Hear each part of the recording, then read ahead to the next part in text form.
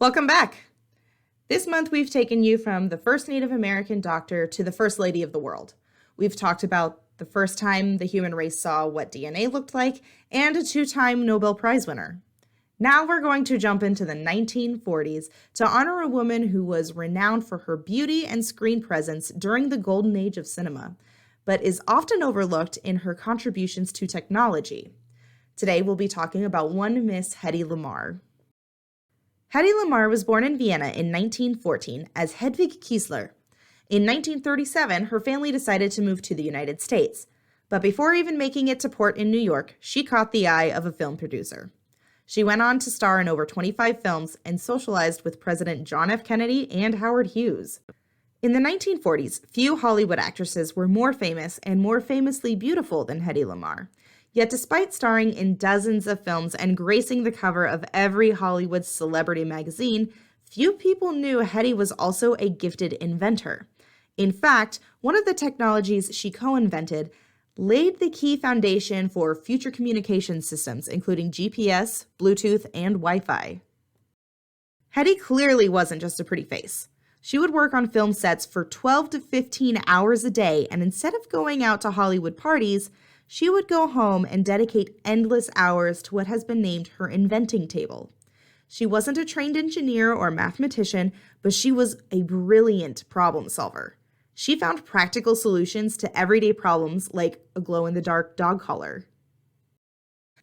She tinkered so much that Richard Rhodes, a longtime friend of Hedy Lamarr's, said, "She was an inventor." If you've ever been around real inventors, they're often not people with a particularly deep education. They're people who think about the world in a certain way. When they find something that doesn't work right, instead of just swearing or whatever the rest of us do, they figure out how to fix it. In fact, even though she wasn't officially trained, she had an entire wall in her home dedicated to engineering books. She called it a hobby, but if you ask me, it seemed more like a passion. Well, this passion came to a head during World War II when Hedy developed frequency hopping. This piece of technology was the fundamental key to secure communications. Being from Austria, Hedy Lamarr was understandably upset by the news about the war raging in Europe. She decided that with the Nazis gaining more power, she would do her part in the war effort. And it wasn't just Hedy who felt this way.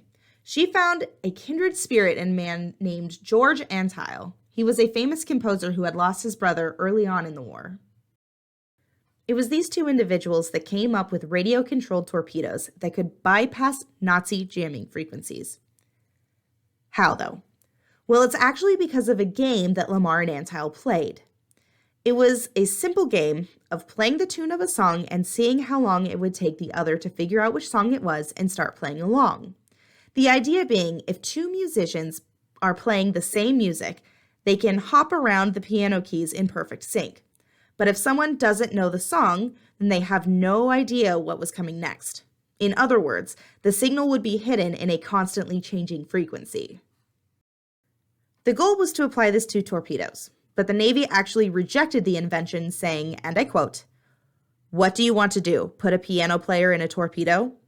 And the patent was locked away, labeled top secret for the remainder of the war.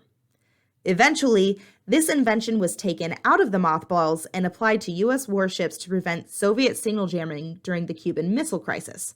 It was also applied to car phones, cell phones, and is now the technology standard required by the U.S. FCC for secure radio communications. Bluetooth, Wi-Fi, and other essential technologies we use every day are based at their core on this idea that Hedy Lamarr and George Antheil came up with so long ago. Life as we know it would be completely different had it not been for this woman. Unsurprisingly, Lamarr wasn't credited for her work until many years later, but she was eventually inducted into the National Inventors Hall of Fame in 2014. Until next time.